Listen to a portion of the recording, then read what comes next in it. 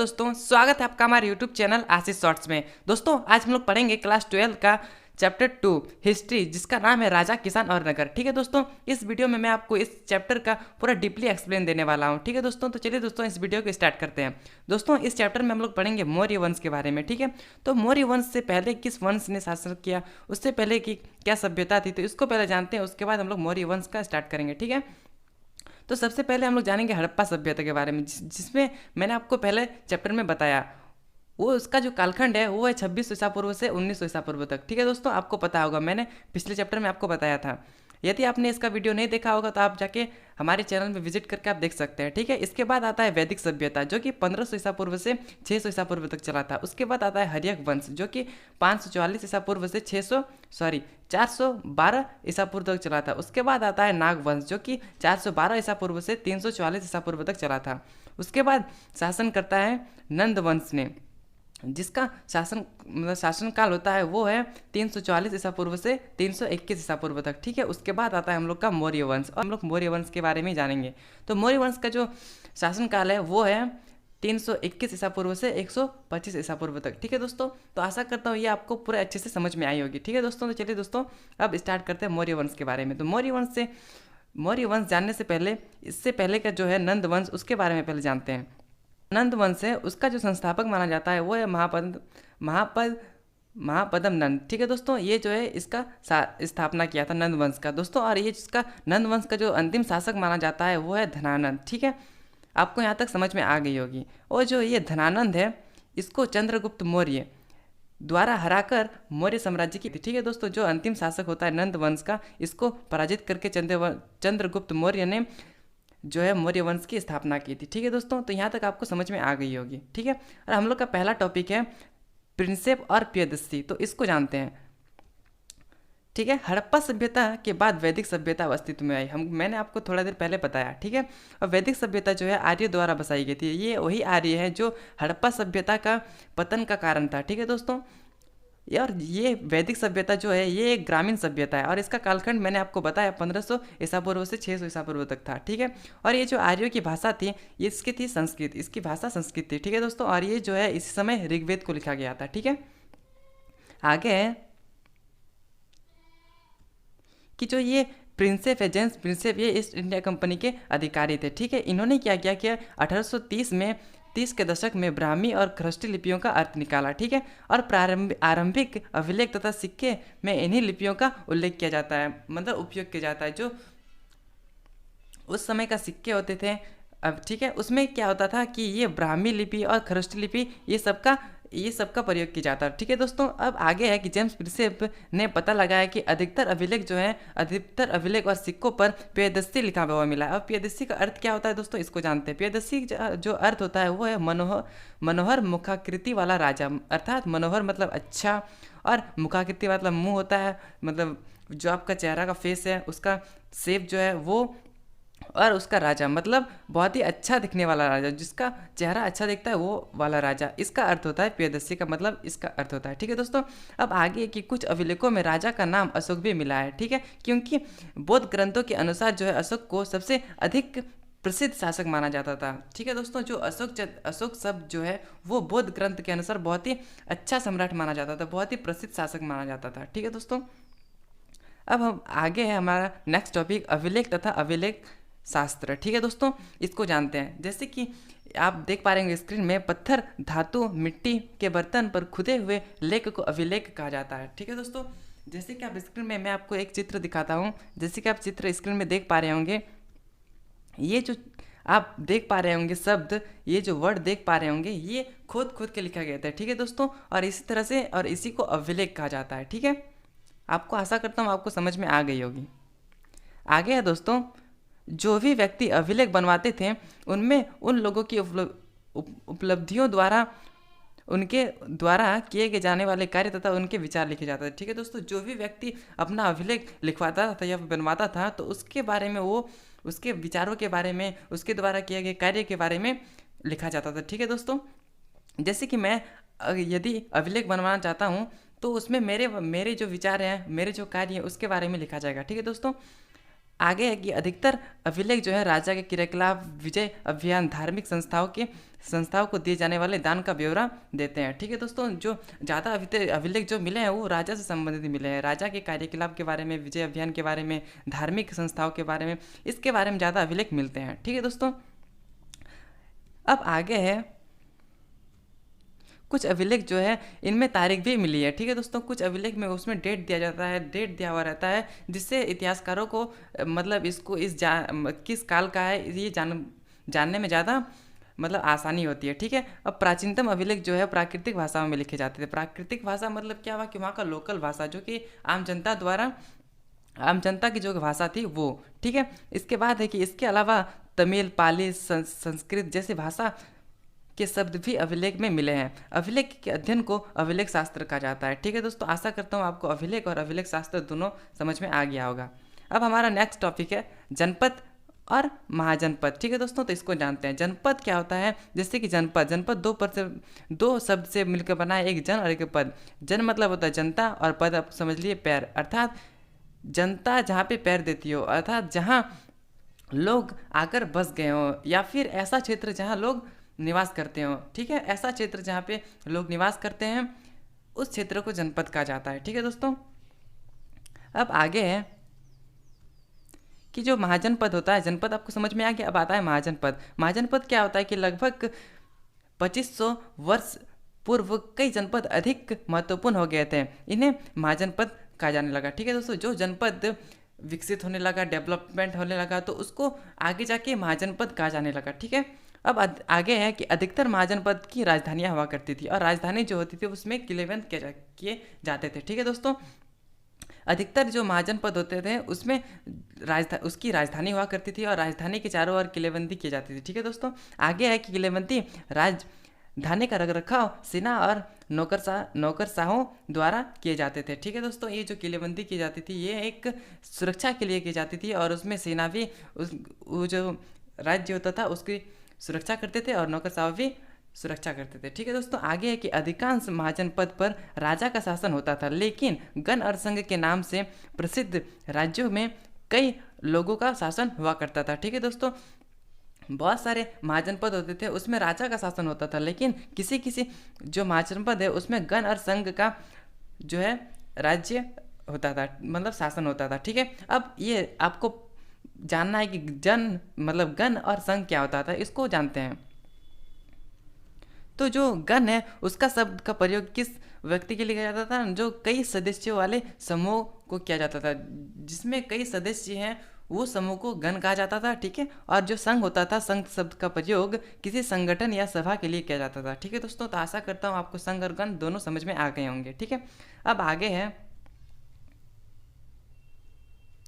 16 महाजनपदों का उल्लेख बौद्ध और जैन धार्मिक ग्रंथों से भी मिलता है, जैसे कि हो गया मगध, गंधार, वज्जी, कौशल, कुरु, पांचाल, आवंती। इन महाजनपदों के नाम कई बार मिलते हैं। भगवान महिर और जो भगवान बुद्ध हैं वो भी इन्हीं गण से संबंधित है। ठीक है दोस्तों, ये जो है 16 महाजनपद है, उस 16 महाजनपद में मैं आपको कुछ प्रमुख महाजनपद का नाम दे दिया हूँ। ठीक है दोस्तों, और जो ये भगवान महावीर हैं और भगवान बुद्ध है ये भी इस गण से संबंधित है। ठीक है दोस्तों, अब नेक्स्ट टॉपिक है हमारा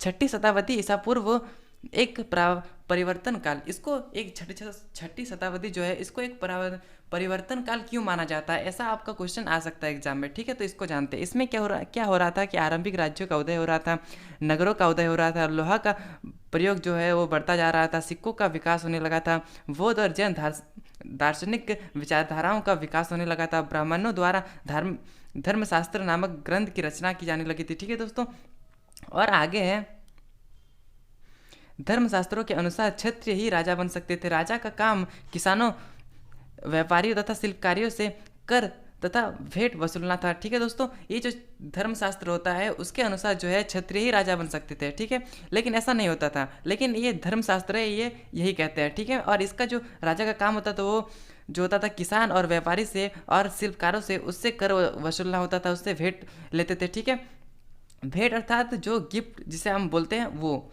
उसके बाद है कि धीरे धीरे कुछ राज्य अपनी स्थानीय सेना और नौकरशाही तंत्र बनाने लगे थे। ठीक है दोस्तों, जो कुछ जो राज्य होते थे वो अपने खुद की सेना और नौकरशाही का निर्माण करने लगे थे। ठीक है दोस्तों, अब हमारा नेक्स्ट टॉपिक है 16 महाजनपद। जो मैंने आपको ऊपर में बताया उसमें कुछ प्रमुख प्रमुख जो मैंने आपको महाजनपद के नाम बताए, उसमें से जो प्रथम था उसको उसको मगध कहा जाता है। मगध मगध जो था वो सबसे विकसित और जो मतलब सबसे प्रथम माना जाता था। ठीक है, तो इसको सबसे विकसित क्यों कहा जाता है, ये जो है कितना डेवलप्ड क्यों हुआ, और इसको बहुत ही बहुत ही बेहतरीन ढंग से जानते हैं। ठीक है, कि जो मगध है वो 16 महाजनपद में सबसे इम्पॉर्टेंट क्यों था। ठीक है दोस्तों, तो मैं आपको इसको पहले दिखाऊं कि जो मगध है, उससे पहले मैं आपको 16 महाजनपदों जो है मैंने आपको बताया 16 महाजनपद था, उसमें से कुछ प्रमुख का मैंने नाम लिया। ठीक है, जिस 16 उसमें कुछ प्रमुख का नाम लिया, तो उसमें जैसे कि आप यहाँ पे स्क्रीन में मैप में देख पा रहे होंगे, यहाँ पे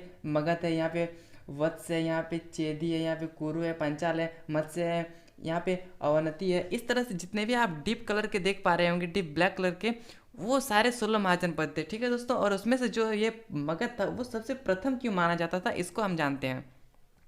ठीक है, तो ये जो प्रथम क्यों था, तो इसको पहले हमको बहुत ही अच्छे ढंग से जानते हैं। ठीक है, ये जो मगध है वो आज जिसे हम बिहार कहते हैं वहाँ पे स्थित है। ठीक है, मगध जो है 6ठी से 4वीं शताब्दी ईसा पूर्व में सबसे शक्तिशाली महाजनपद बन गया था। ठीक है दोस्तों, जो ये 6ठी से 4वीं शताब्दी ईसा पूर्व है, उस काल में मगध जो था वो सबसे महत्वपूर्ण और शक्तिशाली महाजनपद बन गया था। ठीक है, इसके आगे है कि इसके शक्तिशाली होने के पीछे का कारण जो था, इसका जो शक्तिशाली होने का पीछे का कारण है वो है उपजाऊ भूमि, जिससे कि अच्छी फसल होती थी। ठीक है दोस्तों, इसमें क्या होता था, लोहे की खदानें भी उपलब्ध होती थी।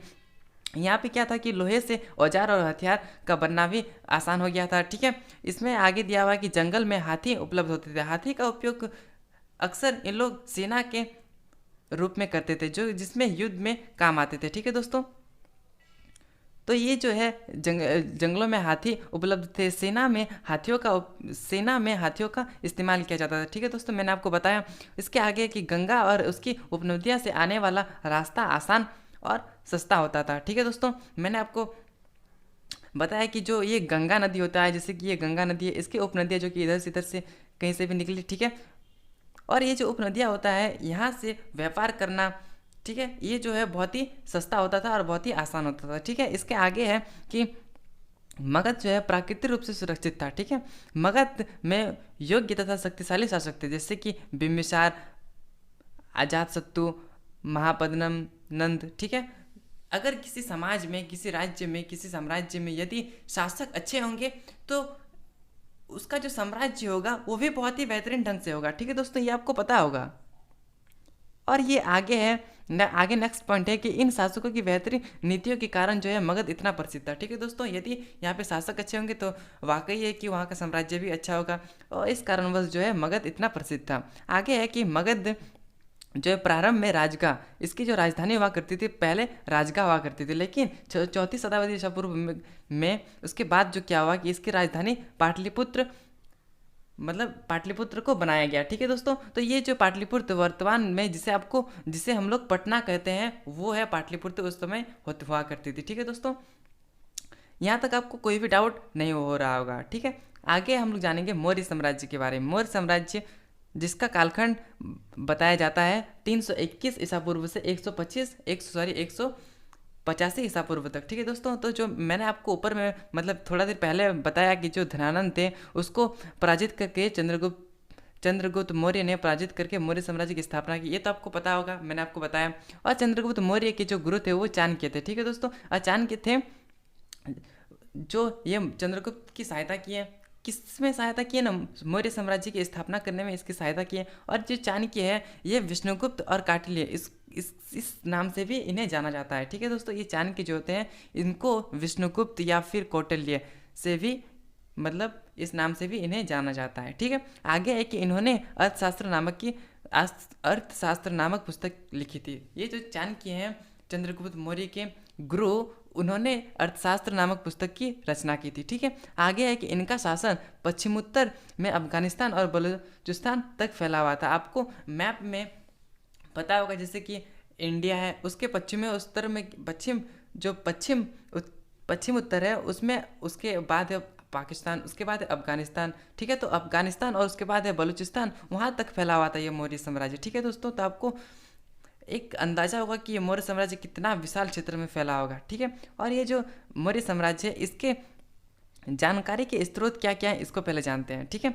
जो ये साहित्य स्रोत इधर मैंने लिखे हैं और इस साइड में लिखे हैं मैंने पुरातात्विक स्रोत, ठीक है। तो साहित्य स्रोत क्या होता है, जैसे कि मैंने आपको बता रहा हूँ, बौद्ध और जैन साहित्य, इससे पता चलता है मौर्य साम्राज्य के बारे में। अर्थशास्त्र के बारे में पता है, अर्थशास्त्र से पता चलता है, जो कि चाणक्य ने लिखा था। चाणक्य कौन है? चाणक्य है चंद्रगुप्त मौर्य के गुरु, मैंने आपको थोड़ा देर पहले बताया, ठीक है। फिर से इंडिका से पता चलता है, पुराण से, मुद्राक्षस से, ब्राह्मण ग्रंथ से, ठीक है। इस सब के बारे में, इस सारा जो स्रोत है, इससे पता चल रहा है मौर्य साम्राज्य के बारे में। और जो पुरातात्विक स्रोत है वो है प्राचीन भवन, स्तूप, इमारतें, गुफाएं, मृद्भांड, अभिलेख, अशोक के अभिलेख, मूर्तिकला, ये सारे स्रोत के बारे में, जो ये सारे जो स्रोत हैं, ये मौर्य साम्राज्य के बारे में जानकारी प्रदान करते हैं, ठीक है दोस्तों। अब आगे है हमारा कि इसके बारे में हम लोग जानते हैं, जितने भी मैंने आपको बताए स्रोत उसके बारे में हम लोग जानते हैं। जो चाणक्य के द्वारा लिखी गई अर्थशास्त्र है, ये मौर्य साम्राज्य के बारे में जानकारी देती है। अर्थशास्त्र जो है राजनीतिक और लोक प्रशासन का वर्णन मिलता है इसमें, ठीक है। आपको ये नहीं समझना है कि अर्थशास्त्र जो है आपका जो सब्जेक्ट होता है इकोनॉमिक्स, वो है। ये इकोनॉमिक्स कोई सब्जेक्ट नहीं है, ये जो है एक बुक का नाम है जिसमें राजनीति के बारे में बताया गया, ठीक है। और किस चीज़ का राजनीति ना? मौर्य साम्राज्य का, ठीक है। इसके आगे है कि यूनानी राजदूत मेगास्थनीज द्वारा लिखी गई इंडिका, जो कि मौर्य साम्राज्य का वर्णन करते हैं, ठीक है। और पुराणों से मौर्य साम्राज्य की जानकारी मिलती है, ठीक है दोस्तों। तो इससे भी जानकारी मिलती है। और आगे है कि जो विशाखदत्त जो है वो उसके द्वारा रचित मुद्राक्षस में यह बताया गया है कि किस प्रकार से चाणक्य नीति के द्वारा चंद्रगुप्त मौर्य ने नंद वंश को समाप्त करके मौर्य साम्राज्य की स्थापना की। जो ये विशाखदत्त है, इसके द्वारा रचित जो है मुद्राक्षस, इसके बारे में पता चलता है। इसके बारे में, इस जो मुद्राक्षस है, इसमें बताया गया है कि किस तरह से जो मौर्य साम्राज्य की स्थापना करते हैं चंद्रगुप्त मौर्य, ठीक है। उसके बाद है कि ब्राह्मण ग्रंथ और धर्म ग्रंथ से उस समय के समाज और उनके नियमों का वर्णन मिलता है, ठीक है दोस्तों। जो ब्राह्मण ग्रंथ है और धर्मशास्त्र है, इससे पता चलता है कि वहाँ का समाज किस तरह से था, उनका नियम किस तरह से था, ठीक है। इसके बारे में वर्णन मिलता है। आगे है कि मौर्य काल के प्राचीन भवन और स्तूप से भी जानकारी मिलती है। मौर्यकालीन जो है वो मृद्भांड है, इससे मौर्य साम्राज्य की इतिहास की जानकारी मिलती है। पत्थर पर लिखे अभिलेख से जानकारी मिलती है, ठीक है दोस्तों। अब आगे है कि मौर्य काल की मूर्तिकला मौर्य इतिहास को जानने का एक महत्वपूर्ण स्रोत है, ठीक है दोस्तों। ये जो मौर्य काल की जो मूर्तिकला है, इससे भी बहुत ही ज़्यादा स्रोत प्राप्त होता है मौर्य साम्राज्य के बारे में, ठीक है। आगे है, अब हम लोग जानेंगे मौर्य साम्राज्य में प्रशासन, ठीक है। तो ये मौर्य साम्राज्य जो है, इसमें 5 प्रमुख राजनीतिक केंद्र थे, ठीक है, जिसमें से एक राजधानी हुआ करती थी और 4 जो है प्रांतीय केंद्र हुआ करती थी। इसको हम जानते हैं। जो ये राजधानी हुआ करती थी वो थी पाटलिपुत्र। मैंने आपको बताया कि जो पहले की जो थी उसको बदल के पाटलिपुत्र कर दिया गया, जिसे हम वर्तमान में पटना कहा जाता है, ठीक है दोस्तों। उसके बाद 4 जो प्रांतीय केंद्र है वो है, पहला है जो तक्षशिला, जो कि पाकिस्तान में है, उज्जैनी जो कि मध्य प्रदेश में है, और तोसिली जो कि ओडिशा में है, और जो स्वर्णगिरी जो कि कर्नाटक में है, ठीक है दोस्तों। मैं आपको मैप में दिखाता हूँ। मैप में आप देख पा रहे होंगे, जो कि तक्षशिला जो कि पाकिस्तान में इस साइड में है, उसके बाद उज्जैनी जो कि मध्य प्रदेश में, इस प्रकार से आप देख सकते हैं मैप में, ठीक है दोस्तों। अब आगे है, ये अशोक के अभिलेख के अनुसार पाकिस्तान के पश्चिमोत्तर से लेकर आंध्र प्रदेश, उड़ीसा, उत्तरांचल तक हर स्थान पर एक जैसे संदेश उत्कीर्ण मिले हैं, ठीक है दोस्तों। और तक्षशिला और उज्जैन दोनों लंबी दूरी वाले महत्वपूर्ण व्यापार मार्ग पर स्थित थे, ठीक है। आगे है कि स्वर्णगिरी जो कि कर्नाटक में है, वहाँ पे साम्राज्य के उचित संचालन के लिए जमीन और नदी दोनों मार्गों से आना जाना बना रहता था, ठीक है दोस्तों। ये जो है स्वर्णगिरी जो कि कर्नाटक में है, ये साम्राज्य को बहुत ही अच्छे ढंग से चलाने के लिए जल मार्ग का भी उपयोग करते थे और स्थल मार्ग का भी उपयोग करते थे, दोनों से आना जाना होता रहता था, ठीक है दोस्तों। आगे है कि राजधानी से प्रांत तक जाने में कई सप्ताह या महीना लग जाते थे, ठीक है दोस्तों। इसमें जो है अगर यहाँ पे जो है यहाँ पे अगर प्रांत है और यहाँ पे राजधानी हुआ करती थी, यदि यहाँ से यहाँ जाना होता था तो यहाँ पे बहुत ही ज़्यादा टाइम लग जाता था, जैसे कि बहुत ही हफ्ता लग जाते थे, बहुत ही महीना लग जाते थे, इस तरह का टाइम यहाँ पे लगता था। ठीक है दोस्तों, आगे है ऐसे में यात्री के विश्राम और खान पान की व्यवस्था की जाती थी। ठीक है दोस्तों, और सुरक्षा का कार्य सेना को सौंपा गया था। ठीक है, ये जो है यहाँ पे इतने दूर अगर जाते होंगे तो यहाँ पे विश्राम की व्यवस्था होती थी, खाने पीने की व्यवस्था होती थी। ठीक है दोस्तों, और जो ये सुरक्षा होता था जितने भी, ये सेना करते थे। ठीक है दोस्तों, तो अब हमारा नेक्स्ट टॉपिक है सेना। इसको हम जानते हैं। सेना जो हुआ करती थी वो मेगस्थनीज के अनुसार क्या होती थी कि सैनिक गतिविधियों के लिए एक समिति और 6 उप समिति थी। ठीक है, और मौर्य साम्राज्य के पास विशाल सेना थी। आपको पता होगा इतना बड़े साम्राज्य को चलाने के लिए सेना जो है वो प्रमुख भूमिका निभाती है, और यदि सेना नहीं होगी तो साम्राज्य में शासन ज़्यादा देर तक नहीं चल पाएगा। ठीक है दोस्तों, तो इसको जानते हैं कि जो 6 उप समितियाँ होती थी उन लोग का कार्य क्या होता था। ठीक है, तो जो 6 उप समितियाँ होती थी उसमें जैसे कि पहला को नौसेना का संचालन दे दिया, दूसरा को यातायात या फिर खान पान का देखरेख करने को दे दिया, तीसरा को पैदल सैनिक का संचालन करने के लिए दिया, तो चौथा को अश्वारोही का ख्याल रखने के लिए दे दिया, अश्वारोही अर्थात घोड़े का ख्याल रखने के लिए कहा गया, तो पांचवा को रथारोही मतलब रथ को संभालने का कार्य दे दिया गया, तो छठा को हाथियों का संचालन करने के लिए दे दिया गया। ठीक है, और अन्य उप समितियाँ होती थी, इसको जानते हैं। जो ये अन्य उप समितियाँ होती थी इसमें उपकरण को ढोने के लिए बैलगाड़ियों का प्रबंध करते थे, तो सैनिक के लिए भोजन का व्यवस्था करते थे, तो जानवर के लिए चारे की व्यवस्था करते थे, तो सैनिक की देखरेख के लिए सेवकों का नियुक्त करते थे। ठीक है, तो ये होती थी उप समितियों के कार्य। ठीक है, अब हम लोग का नेक्स्ट है अशोक का धम्म। ये आपके एग्जाम में बहुत ही ज़्यादा इंपॉर्टेंट से देखा जाता है। ठीक है दोस्तों, आप लोग का जो एग्ज़ाम होगा उसमें शायद ये जो है बहुत ही ज़्यादा इंपॉर्टेंट है और आपका एग्ज़ाम में आ भी सकता है, तो इसको अच्छी ढंग से जानते हैं। अशोक के अनुसार जो धर्म के माध्यम से लोगों का जीवन इस संसार में तथा इसके बाद के संसार में अच्छा होगा। जो धर्म के अनुसार यदि कोई लोग अपना जीवन व्यतीत करता है तो इसके बाद के संसार में आपका बहुत ही अच्छा जीवन रहेगा। ठीक है दोस्तों, ये अशोक का धम्म है। ठीक है, और धर्म के प्रचार के लिए धम्म महामात नाम की अधिकारी को नियुक्त किया जाता था। ठीक है, अब ये अशोक का धम्म जो होता था उसकी विशेषताएं क्या होती थी इसको जानते हैं। इसकी विशेषताएं होती थी कि बड़ों का सम्मान करना, सत्य बोलना, अपने से छोटों के साथ उचित व्यवहार करना, विद्वानों ब्राह्मणों के प्रति सहानुभूति की नीति रखना, अहिंसा का संदेश रखना, सभी धर्मों का सम्मान करना, दासों और सेवकों के प्रति दयावान होना। ठीक है दोस्तों, तो ये थी अशोक की धम्म की विशेषताएं। ठीक है दोस्तों, अब हमारा नेक्स्ट पॉइंट है मौर्य साम्राज्य का महत्व।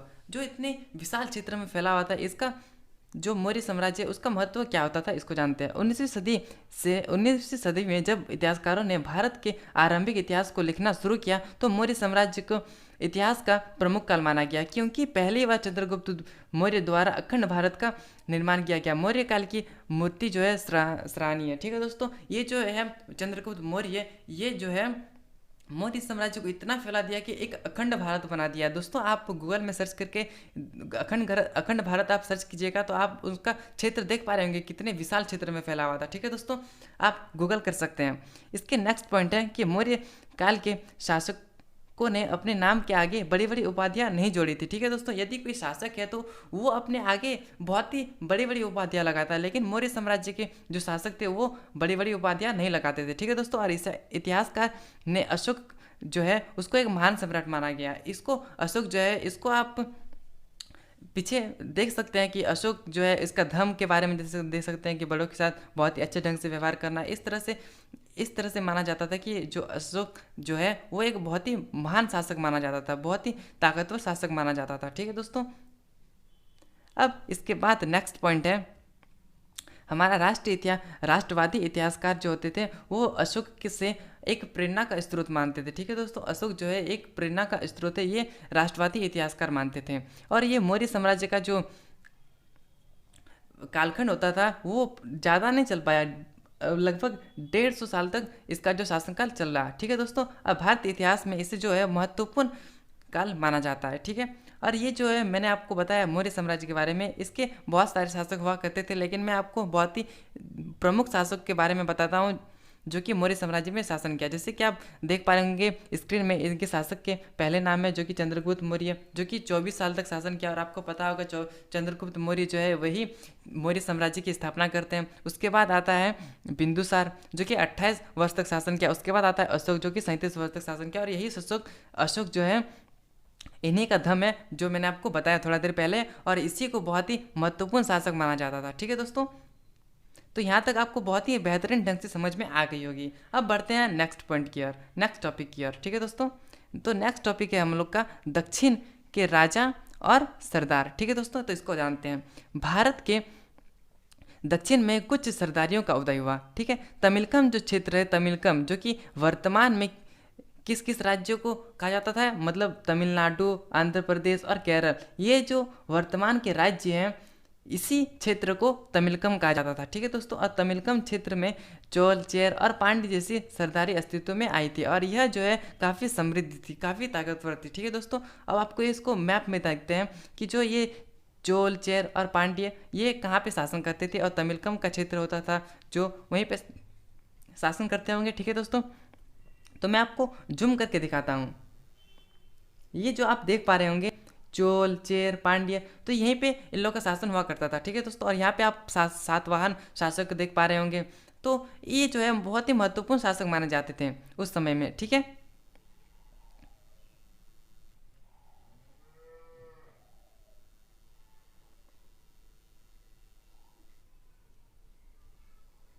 अब हमारा नेक्स्ट पॉइंट है सरदार और सरदारी। ठीक है दोस्तों, अब इसको जानते हैं। सरदार जो है एक शक्तिशाली व्यक्ति होता था। ठीक है दोस्तों, और सरदार जो है इसका पद जो होता है वंशानुगत होता था। वंशानुगत अर्थात जैसे कि एक राजा है, फिर जो राजा होगा उसका बेटा राजा होगा, फिर जो राजा होगा उसका बेटा राजा होगा, इसको बोलते हैं वंशानुगत। ठीक है दोस्तों, उसके बाद है कि सरदार के समर्थक उसके परिवार होते थे। ठीक है, और ये जो सरदार होते थे उसका कार्य क्या होता था इसको जानते हैं। ठीक है, सरदार के कार्य अनुष्ठान का संचालन करना, युद्ध का नेतृत्व करना, कहीं पर है कि यदि युद्ध हो गया तो उसका नेतृत्व करते थे, लड़ाई झगड़ा और जो विवाद होता था उसको सुलझाते थे।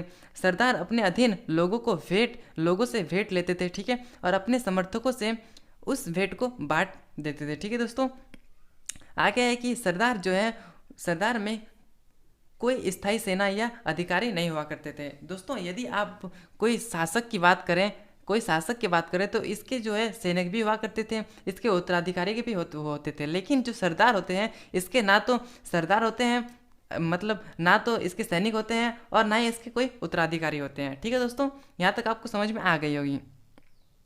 अब हमारा नेक्स्ट पॉइंट है कि जो इन राज्यों के बारे में जानकारी प्राचीन तमिल संगम ग्रंथों से मिलती है। इन ग्रंथों में सरदारों के बारे में विवरण दिया हुआ है। ठीक है दोस्तों, ये जो तमिल संगम ग्रंथ है इसके बारे में सरदारों के बारे में जो है इसमें वर्णन मिलता है। कई सरदार और राजा लंबी दूरी के व्यापार से भी राजस्व जो है इकट्ठा करते थे। इनके जो सातवाहन और शक राजा प्रमुख थे। शक और सातवाहन शासक जो थे वो प्रमुख थे। दोस्तों, मैंने आपको मैप में थोड़ा देर पहले बताया जो सातवाहन शासक, चेर, चोल, पांड्य, ये जो है महत्वपूर्ण शासक माने जाते थे। ठीक है दोस्तों, सरदार अपने अधीन लोगों से भेंट लेते थे, अपने समर्थकों से उस भेंट को बांट देते थे, और सरदार जो है में कोई अस्त्र सेना और अधिकारी नहीं हुआ करते थे। ठीक है दोस्तों, मैंने आपको थोड़ा देर पहले बताया। अब हम लोग जानेंगे दैविक राजा। दोस्तों, आप जो दैविक राजा जो टॉपिक देख पा रहे होंगे इससे आपको क्या समझ में आ रहा होगा? दैविक अर्थात देवी देवता, इस तरह से आपको कुछ समझ में आ रहा होगा।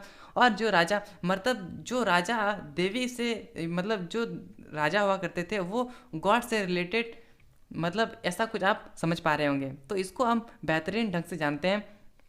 ठीक है दोस्तों, तो चलिए दोस्तों इसको स्टार्ट करते हैं। ये जो है राजा के द्वारा उच्च स्थिति प्राप्त करने का एक माध्यम होता था देवताओं से जुड़ना।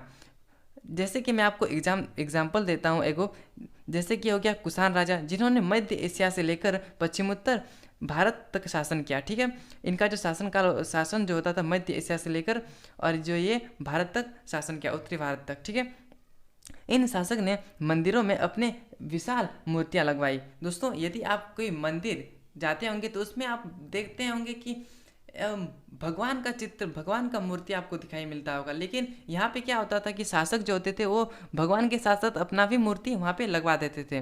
तो आप यहाँ जान पा रहे होंगे जो ये शासक होते थे वो अब देवता से कितना रिलेटेड होते थे, कितना कंपेयर करते होंगे। ठीक है दोस्तों, ये जो है शायद वो स्वयं को देवतुल्य दिखाना चाहते थे, अर्थात देवों से कंपेयर करना चाहते थे। ठीक है, जितना देव देवती का जितना भी महत्व होता था उतना ही महत्व इसको, इन शासक को दिया जाए, ये इतना दिखाना चाहते थे। ठीक है दोस्तों, आगे है कि कुषाण राजा ने अपने नाम के आगे देवपुत्र की उपाधि लगा दी, अर्थात ये देवपुत्री की, देवपुत्र जो है इससे आप क्या समझते हैं कि देव का पुत्र, अर्थात जो गॉड का पुत्र होता है वो होता है शासक, ये दिखाना चाहते थे यहाँ पे। ठीक है, और ये जो है नेक्स्ट पॉइंट है हमारा, कुषाण काल के शासक में भी एक तरफ राजा और दूसरी तरफ देवता का चित्र होता था। ठीक है दोस्तों, मैं आपको ये सिक्का दिखाता हूँ। जैसे कि आप सिक्का देख पा रहे होंगे, एक तरफ देवती का देव या देवी का चित्र देख पा रहे होंगे और एक तरफ जो है शासक का चित्र देख पा रहे होंगे। ठीक है, तो जो सिक्का होता था एक तरफ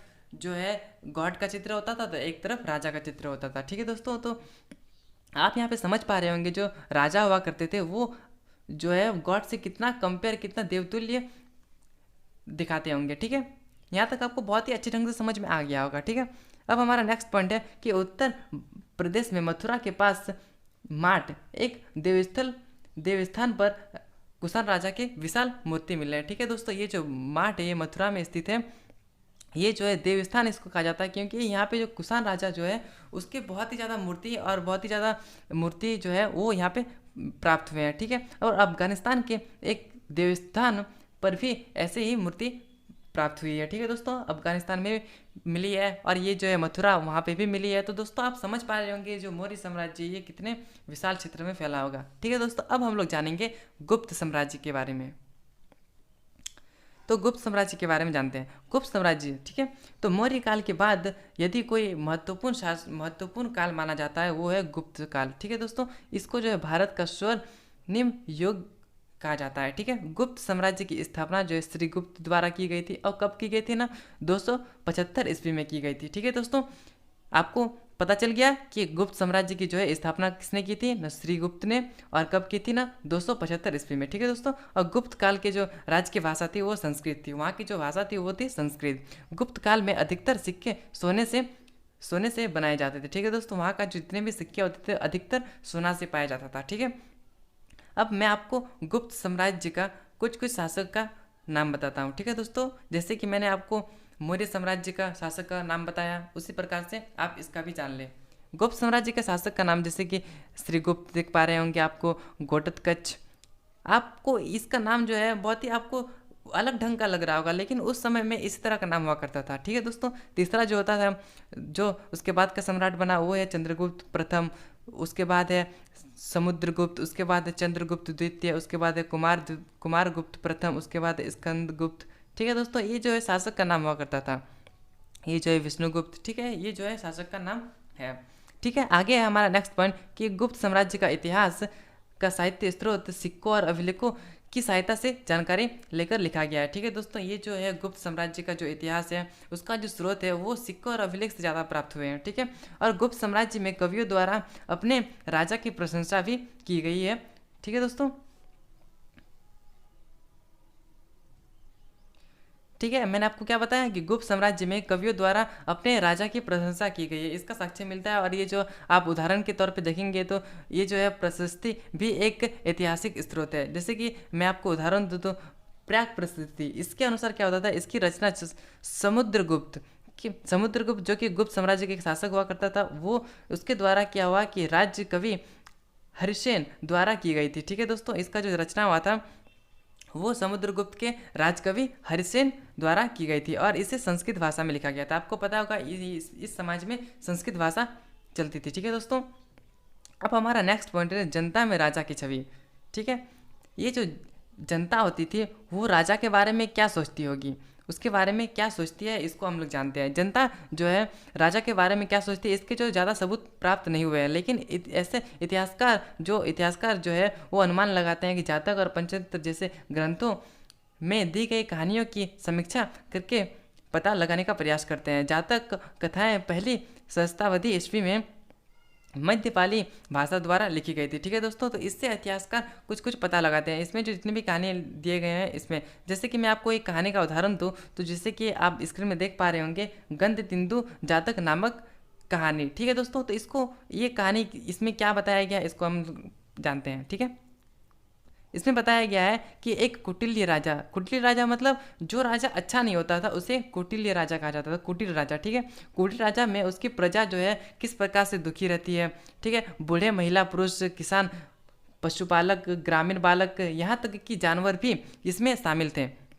जब राजा अपनी पहचान बदलकर प्रजा के बीच में पता लगाने आया कि लोग जो है उसके बारे में क्या सोचती है, तो क्या हुआ कि सब ने उसकी बुराई की। ठीक है दोस्तों, जो राजा है वो जानना चाहा कि जो लोग हैं, जो निवासी हैं यहाँ के, वो मेरे बारे में क्या सोचते हैं। उसको जानने के लिए जो है राजा वो अपना वेश बदलता है, उसके बाद आता है लोगों के सामने, हर एक लोगों से पूछता है कि जो आप राजा के बारे में क्या सोचते हैं। तो सबने जो है राजा की बुराई की। क्यों बुराई की? क्योंकि जो है लोगों ने शिकायत की कि रात में डकैत लोगों पर हमला करते थे, और जो है दिन में अधिकारी आते थे, राजा के अधिकारी, और उसमें टैक्स वसूलते थे। ठीक है दोस्तों, तो रात में भी इन लोग का परेशानी हुआ करती थी और दिन में भी हुआ करती थी। इसके कारण जो है राजा को बुराई मतलब उसको बुरा बताया। ठीक है,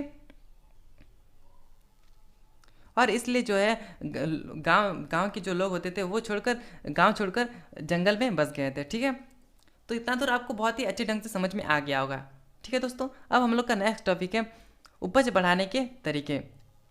ठीक है, तो इसको जानते हैं, उपज बढ़ाने के तरीके। ठीक है, इसमें क्या हो रहा था कि लोहे के फाल के वाले हल का प्रयोग होने लगा था। ठीक है, कुएं, ताम और नहर द्वारा सिंचाई की जाती थी। पर्वत क्षेत्र में खेती के लिए कुदाल का उपयोग किया जाता था। दोस्तों आपको पता होगा कि कुदाल किस प्रकार से होता है। ठीक है, और यदि आपको नहीं पता हो तो आप गूगल कर सकते हैं, आपको अच्छी तरह से कुदाल का चित्र मिल जाएगा। ठीक है दोस्तों, हमारा नेक्स्ट पॉइंट है कि गंगा की घाटी में धान की रुपाई के कारण जो है उपज बढ़ गई थी। ठीक है दोस्तों, तो ये जो है उपज बढ़ाने के तरीके हुआ करते थे, जितने भी मैं आपको टॉपिक बताएं। ठीक है, उसके बाद है हमारा नेक्स्ट टॉपिक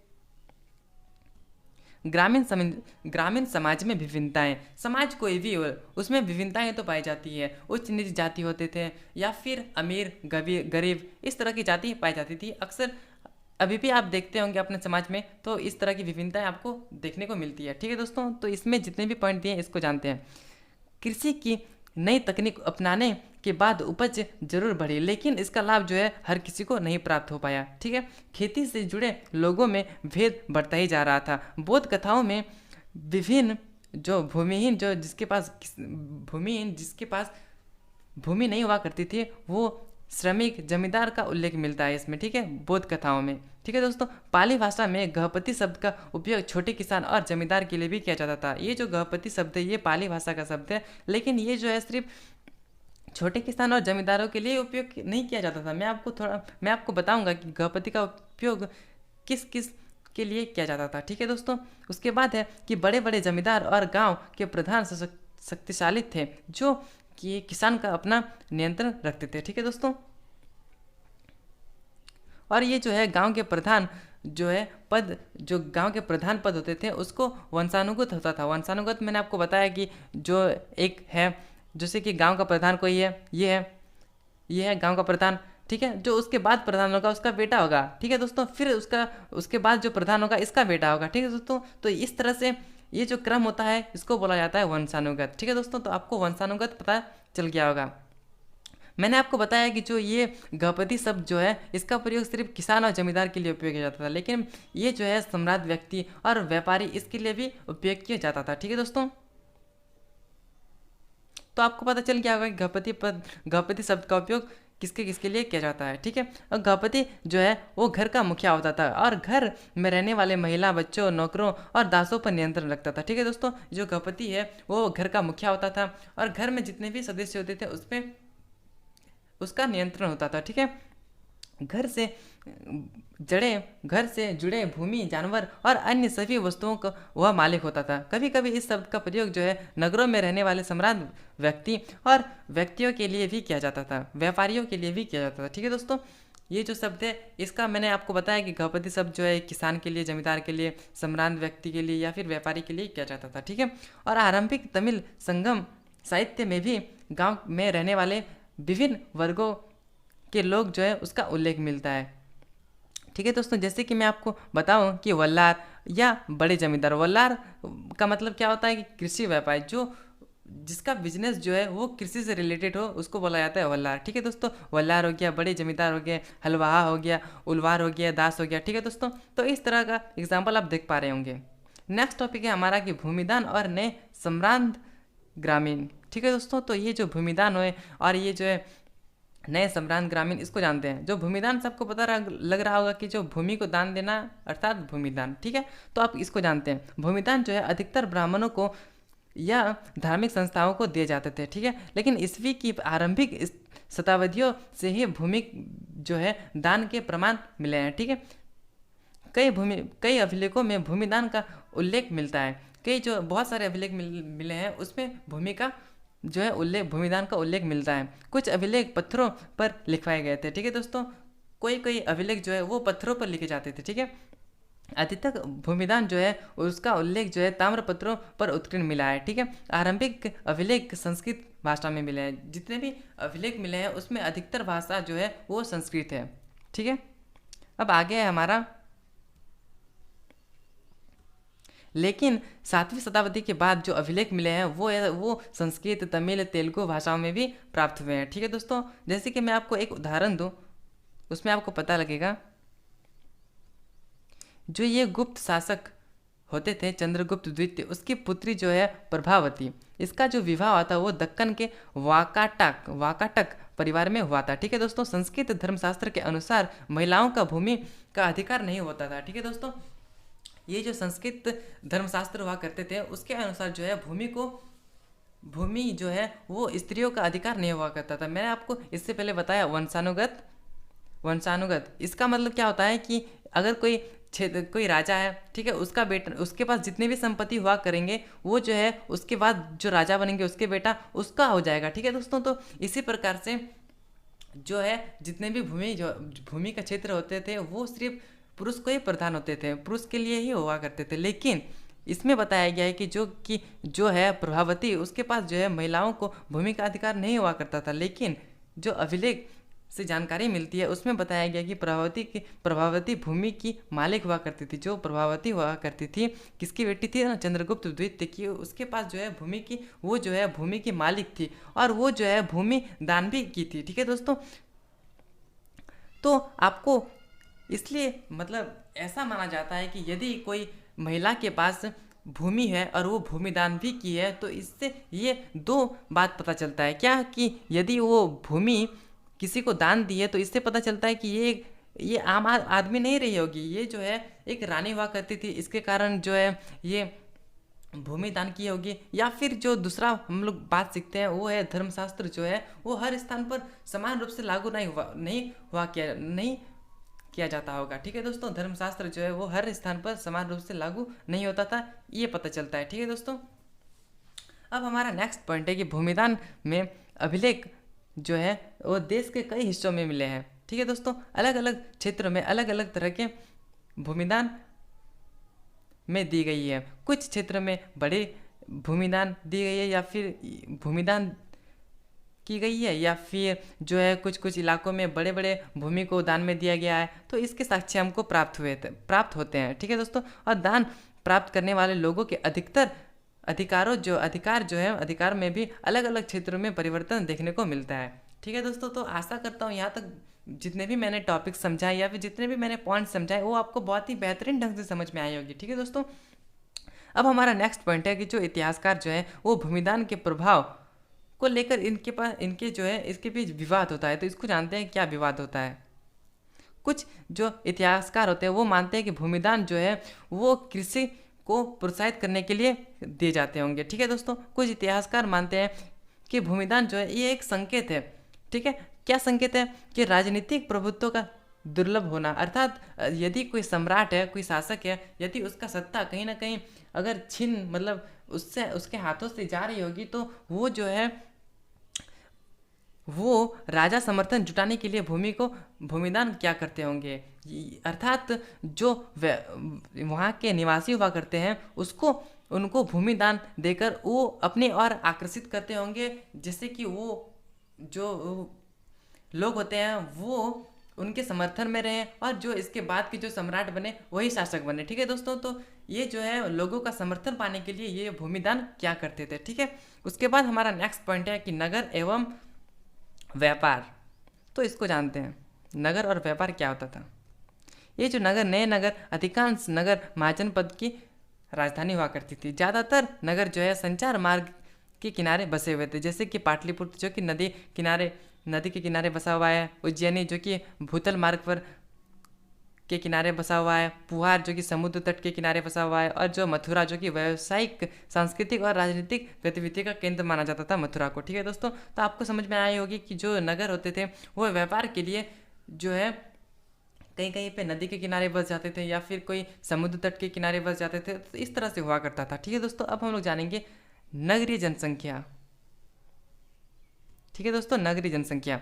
नगरों में विभिन्न प्रकार के लोग रहते थे। शासक किलेबंद नगरों में रहते थे। ठीक है दोस्तों, जो नगर होते थे वहाँ का जो लोग होता था वो नगर में हुआ करता था, लेकिन जो शासक होते थे वो किलेबंद नगर में रहते थे। ठीक है, और इसमें आगे है कि इन क्षेत्रों से कई पुराने अवशेष प्राप्त हुए हैं। ठीक है, जैसे कि हो गया मिट्टी के कटोरे, थालियाँ जिन पर चमकदार कढ़ाई चढ़ी है, तथा सोने, चांदी, कांस्य, तांबे, हाथी दांत, शीशे जैसे अलग अलग पदार्थों के गहने, उपकरण, हथियार, बर्तन आदि ये जो है पुराने अवशेष प्राप्त हुए हैं। ठीक है, और दूसरी शताब्दी तक आते आते कई नगरों से दानात्मक अभिलेख प्राप्त हुए हैं। ठीक है दोस्तों, इसके आगे है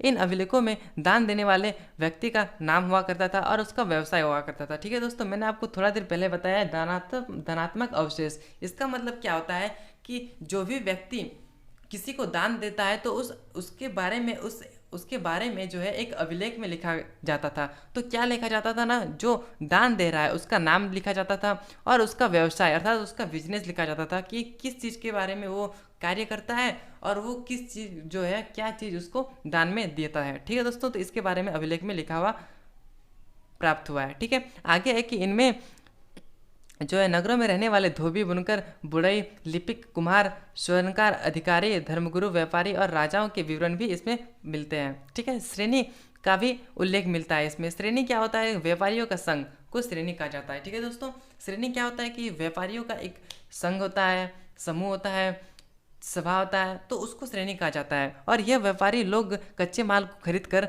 उनसे सामान बनाकर उसको बाजार में बेच दिया करते थे। ठीक है दोस्तों, तो ये इस तरह से व्यापारी जो है व्यापार करते थे। और उसके बाद हमारा नेक्स्ट टॉपिक है उपमहाद्वीप और उसके बाहर का व्यापार। ठीक है, इसको जानते हैं।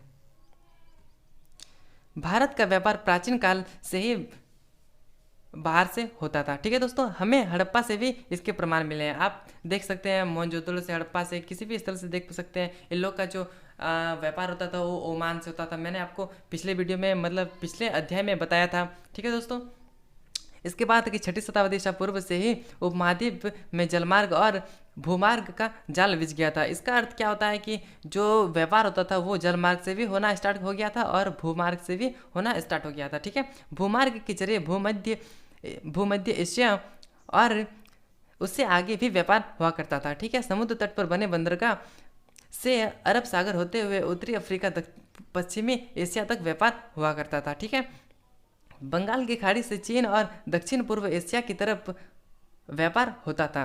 ठीक है दोस्तों, तो आपको पता चल रहा होगा कि ये साम्राज्य कितने विशाल क्षेत्र में फैला होगा, इनका व्यापार इतने दूर दूर तक होता होगा। ठीक है दोस्तों, तो आपको कुछ तो अंदाजा हो रहा होगा कि ये जो साम्राज्य हो कितने विशाल क्षेत्र में फैला होगा।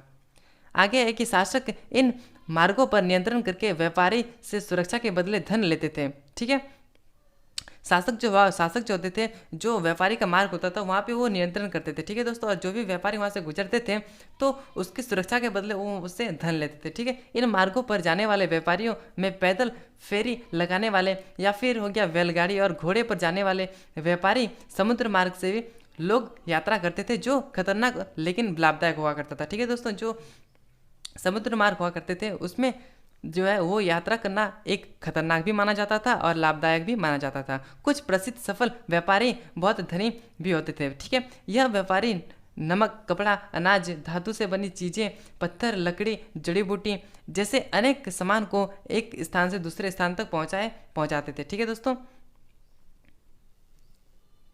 नेक्स्ट पॉइंट है कि जो रोमन साम्राज्य में काली मिर्च जैसे मसाले और कपड़े और जड़ी बूटी की बहुत भारी मांग थी। दोस्तों यदि आपने पिछले क्लास में पढ़ा होगा रोमन साम्राज्य के बारे में तो ये आपको पता होगा। ठीक है। आगे है कि इन वस्तुओं को अरब सागर के माध्यम से विभिन्न क्षेत्रों तक पहुंचाया जाता था। ठीक है दोस्तों। अरब सागर के माध्यम से आगे तक ये जो क्षेत्र, ये जो वस्तुएं होते थे, ये सब को पहुंचाया जाता था। ठीक है। अब हमारा नेक्स्ट टॉपिक है सिक्के और राजा। तो इसको जानते हैं, सिक्के और राजा। ठीक है। व्यापार के लिए सिक्कों का प्रयोग किया जाता था और सिक्के जो होते थे, सिक्कों का प्रयोग व्यापार में काफ़ी हद तक आसान हो गया था। चांदी और तांबे सिक्के जो है सबसे पहले ढाले गए थे। ठीक है दोस्तों। लगभग 6ठी शताब्दी ईसा पूर्व में इन शासकों का जो आहत सिक्का हुआ करता था, आहत सिक्का कहा जाता था। ठीक है दोस्तों। इन सिक्कों को आहत सिक्का कहा जाता था। ऐसे बहुत सारे सिक्के विभिन्न स्थलों पर खुदाई के दौरान मिले हैं। ठीक है दोस्तों। सबसे पहले किन सिक्कों को ढाल दिया जाता था ना, सबसे पहले जो है चांदी और तांबे सिक्के जो है इसको प्रयोग में लाए गए। कब ना, 6ठी शताब्दी ईसा पूर्व में। ठीक है दोस्तों। और इसको जो है आहत सिक्का भी कहा जाता था। ठीक है। और ये जो है बहुत सारे सिक्के जो है विभिन्न स्थलों पर खुदाई के दौरान प्राप्त हुए हैं। ठीक है। और उसके बाद पहुंचते हैं मुद्रा शास्त्रियों जो है इन शासकों का अध्ययन करके इनके वाणिज्य प्रयोग के क्षेत्र को पता लगाया। ठीक है। आहत सिक्के जो है पर बने प्रतीकों से पता चलता है कि इन्हें विभिन्न राजाओं के द्वारा जारी किया गया है। ठीक है दोस्तों। तो यहाँ तक आपको बहुत ही अच्छे ढंग से समझ में आ गई होगी। लेकिन ऐसा जो है संभव नहीं होता था कि धनी लोग, व्यापारी, नागरिकों ने भी इस प्रकार के कुछ सिक्के जारी किए थे। ठीक है दोस्तों। इसका प्रमाण नहीं मिलता है। ठीक है। आगे है कि मुद्रा शास्त्रियों ने इन सिक्कों का अध्ययन करके इनके वाणिज्य प्रयोग के क्षेत्रों का पता लगाया। आहत सिक्के जो है उन पर बने प्रतीकों से पता लगता है कि इन्हें विभिन्न राजाओं द्वारा जारी किया गया था। लेकिन ऐसा संभव नहीं होता है कि धनी लोग, व्यापारी, नागरिक ने भी इस प्रकार के कुछ सिक्के जारी किए हैं। ठीक है। शासक की प्रतिमा और उनके नाम के साथ सबसे पहले सिक्कों को हिंद यूनानी शासकों ने जारी किया था। ठीक है दोस्तों। यहाँ तक आपको समझ में आ गई होगी। नेक्स्ट पॉइंट है हमारा कि सोने के सिक्के जो होते थे वो सबसे पहले पहली शताब्दी ईस्वी में कुषाण शासकों के द्वारा जारी किए गए। ठीक है। ये जो सोने के सिक्के होते थे सबसे पहले कुषाण शासकों ने जारी किया था। ठीक है। मध्य भारत में ऐसे सिक्के मिले हैं। सोने के सिक्के का प्रयोग संभवतः बहुमूल्य वस्तुओं के व्यापार में किया जाता होगा। दक्षिण भारत में बड़ी संख्या में रोमन सिक्के मिले हैं। ठीक है दोस्तों।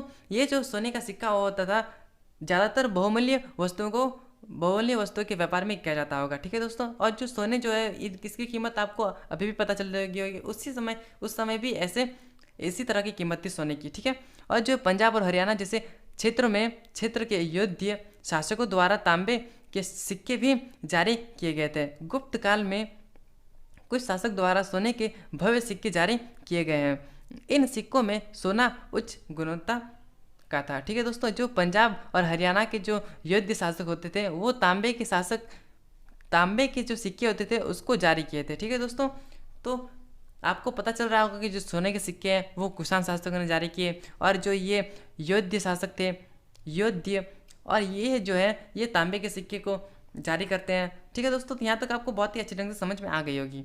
अब हमारा नेक्स्ट टॉपिक है कि 6ठी शताब्दी में जो है सोने के सिक्के मिलने क्यों कम हो गए थे। ये आपका एग्जाम में प्रश्न पूछा जा सकता है कि जो इतने सिक्के यहाँ पे उपलब्ध हुआ करते थे लेकिन जो 6ठी शताब्दी में है वो सोने के सिक्के जो है वो कम क्यों मिलने लगे, इसका क्या कारण होता होगा। तो इसके जो है 3 कारण बताए गए हैं। ठीक है दोस्तों। इसको जानते हैं। कुछ इतिहासकार का मानना है कि रोमन साम्राज्य का पतन होने का कारण जो है व्यापारी में कमी आ गई, इसके कारण जो है सोने के सिक्के कम हो गए। या फिर कुछ इतिहासकार मानते हैं कि इस काल में नए नगर और व्यापार के नए तंत्रों का उदय होने लगा था जिसके कारण जो है सोने के सिक्के कम मिलने लगे। या फिर आप नेक्स्ट हमारा है कि आर्थिक संकट, इसके कारण भी माना जाता है कि सोने के सिक्के जो है वो कम प्राप्त होने लगे। ठीक है दोस्तों। अब हमारा नेक्स्ट टॉपिक है कि जो अभिलेख हुआ करता था उसको, जो अभिलेख होते थे उसका अर्थ कैसे निकालते थे। कोई भी इतिहासकार किसी भी अभिलेख का अर्थ कैसे निकालते होंगे, इसको जानते हैं। अभिलेख का अर्थ निकालने के लिए विद्वान विभिन्न लिपियों का अध्ययन करते हैं। ठीक है दोस्तों, जो इतिहासकार होते हैं जो लिपियों का अध्ययन करते हैं अर्थात अभिलेखों का अध्ययन करते हैं, वो क्या करते हैं कि सबसे पहले जो अभिलेख पे दिया हुआ लिपि उसका अध्ययन करते हैं और जो है उस लिपियों को आधुनिक लिपियों से मिलान करते हैं और इस प्रकार से जो है इतिहासकार इसको समझते हैं कि इसमें क्या लिखा गया है। ठीक है, जो है ब्राह्मी लिपि, इसका अध्ययन कैसे किया गया इसको हम लोग जानते हैं। ब्राह्मी लिपि जो है भारत की जितनी भी आधुनिक भाषाएं हैं इनमें प्रयुक्त लगभग सभी लिपियों का मूल जो है वो ब्राह्मी लिपि है। ठीक है दोस्तों, अधिकतर जो अभिलेख मिले हैं उसमें ज़्यादातर जो है ब्राह्मी लिपि को मूल लिपि कहा गया है। ठीक है दोस्तों, अशोक के जो भी अभिलेख मिले हैं वह अधिकतर ब्राह्मी लिपि में थे। 18वीं सदी में यूरोप के विद्वान ने भारत पंडित की सहायता लेकर आज के समय की बंगाल और देवनागरी लिपि में कई पांडुलिपियों का अध्ययन शुरू किया। इनके अक्षर को प्राचीन अक्षरों से तुलना की जाती थी। ठीक है दोस्तों, तो बंगाल की लिपि जो होती थी और जो देवनागरी लिपि होती थी इसको आपको समझना चाहिए। देवनागरी लिपि की क्या होती थी, जिससे कि मैंने आपको यहाँ पे नोट्स जो आप देख पा रहे होंगे ये देवनागरी लिपि होती थी। ठीक है दोस्तों, तो इस तरह से लिपियों का अध्ययन किया जाता होगा। ठीक है, और ये जो है जैसे कि आप स्क्रीन में देख पा रहे होंगे ये जो है ब्राह्मी लिपि कहा जाता है। ठीक है दोस्तों, और ये जो है बंगाली लिपि कहा जाता है। बंगाली लिपि तो ये हुआ।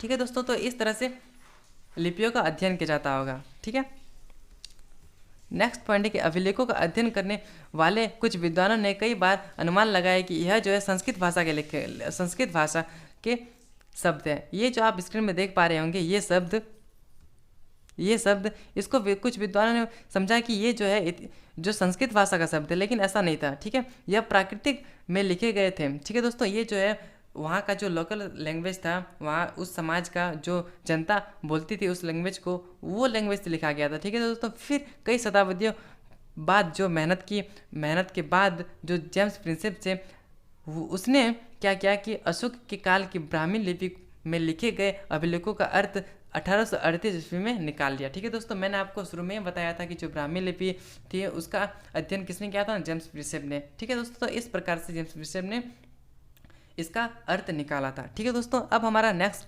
टॉपिक है कि अभिलेख से प्राप्त साक्ष्य, ऐतिहासिक साक्ष्य। ठीक है दोस्तों, तो अशोक की उपाधि जो है उससे प्राप्त पता चलता है कि जैसे कि आप देख पा रहे होंगे देवानी है, ये जो है इसकी उपाधि से पता चलता है। जैसे कि देवानी का अर्थ क्या होता है, देवताओं का प्रिय। ठीक है दोस्तों, और प्रियदर्शी का अर्थ क्या होता है, देखने में सुंदर तथा मनोहर मुखाकृति वाला राजा। ठीक है दोस्तों, तो इस तरह से पता चलता है, इस तरह से साक्ष्य मिलते हैं। नेक्स्ट टॉपिक है कि जो खरोष्ठी लिपि जो है उसका अर्थ कैसे निकाला गया। खरोष्ठी लिपि को किस तरह से, खरोष्ठी लिपि जो है उसको किस तरह से पढ़ा गया इसको जानते हैं। खरोष्ठी लिपि में लिखे गए अभिलेख पश्चिमोत्तर में मिले हैं। इस क्षेत्र में हिंदू यूनानी शासकों का शासन था। ठीक है, यहाँ पे किसका शासन था, हिंदू यूनानी शासकों का शासक हुआ करता था। इन शासकों ने सिक्के में अपने नाम यूनानी और खरोष्ठी लिपि में लिखवाए थे। ठीक है दोस्तों, ये जो शासक हुआ करते थे हिंदू यूनानी शासक, ये क्या करते थे कि जो सिक्के हुआ करते थे उसमें यूनानी और खरोष्ठी जो लिपि हुआ करती थी उसमें उस सिक्के में जो है अपने नाम या फिर कुछ भी लिखवा देते थे। ठीक है दोस्तों, यूनानी जो है भाषा पढ़ने वाले यूरोपीय विद्वान ने कई अक्षर का मेल किया था। ठीक है दोस्तों, और इसका अर्थ निकालने का प्रयास किया था। ठीक है, जो यूरोपीय विद्वान हुआ करते थे उसको वो जो है अक्षरों का मिलान किए, उसके बाद इसका अर्थ निकालने का प्रयास किया। ठीक है दोस्तों, अब हमारा नेक्स्ट और आखिरी होगा, आखिरी टॉपिक है अभिलेख साक्ष्य सीमा। जो भी अभिलेख मिलते हैं उसका कोई लिमिट हुआ करता था। ठीक है दोस्तों, तो जैसे कि स्क्रीन में आप देख पा रहे होंगे अक्षरों को हल्के ढंग से उत्कीर्ण होना, अर्थात यदि कितने वर्षों बाद यदि किसी भी अभिलेख हम लोग को मिलता है तो उसमें जो है शब्द वह लिखा हुआ करते थे वो जो कहीं ना कहीं हल्के रंग के हो जाते होंगे। ठीक है दोस्तों, अभिलेखों का नष्ट हो जाना, अभिलेखों पर अक्षर जो है उसका लुप्त हो जाना, कुछ अभिलेख सुरक्षित नहीं बचे थे। ठीक है दोस्तों, अभिलेख के शब्दों का वास्तविक अर्थ की पूरी जानकारी ना होना, उसमें जो है पूरा जानकारी नहीं हुआ करता था, ठीक है। और अभिलेखों के रोज़मर्रा की ज़िंदगी के बारे में जानकारी न हुआ, वहाँ की जो रोज़मर्रा की ज़िंदगी होती थी उसके बारे में भी ये इस अभिलेख में जानकारी नहीं मिलती है, ठीक है दोस्तों। तो दोस्तों यहीं पे हमारा चैप्टर जो होता है वो एंड होता है, ठीक है दोस्तों। आशा करता हूँ आपको ये जो वीडियो होगी बहुत ही बेहतरीन ढंग से समझ में आई होगी दोस्तों, ठीक है। यदि आपको अभी भी समझ में नहीं आई है तो आप इस वीडियो को दोबारा देखिए, ठीक है दोस्तों। आपको बहुत ही अच्छे ढंग से, बहुत ही सिंपल लैंग्वेज से मैंने आपको समझाया, बहुत ही अच्छे ढंग से आपको समझ में आ जाएगी, ठीक है दोस्तों। और फिर भी आपको समझ में नहीं आती है तो आप कमेंट करके जिस टॉपिक को आप समझ नहीं पा रहे वो आप टॉपिक जो है वो कमेंट करके बता सकते हैं। मैं आपको नेक्स्ट वीडियो में आपको उसका आंसर प्रोवाइड कर दूंगा, ठीक है दोस्तों। और यदि आपने अभी तक हमारे टेलीग्राम ग्रुप में ज्वाइन नहीं किया है तो आप जाके ज्वाइन कर सकते हैं, मैंने आपको डिस्क्रिप्शन में लिंक दे दिया है, ठीक है दोस्तों। और दोस्तों ये जो वीडियो है ज़्यादा से ज़्यादा दोस्तों आप लाइक करें और हमारे चैनल को सब्सक्राइब करने के साथ साथ बेल आइकन को प्रेस कर दें, ठीक है दोस्तों। और यहीं हम अपना जो है वीडियो एंड करते हैं। जय हिंद, जय भारत।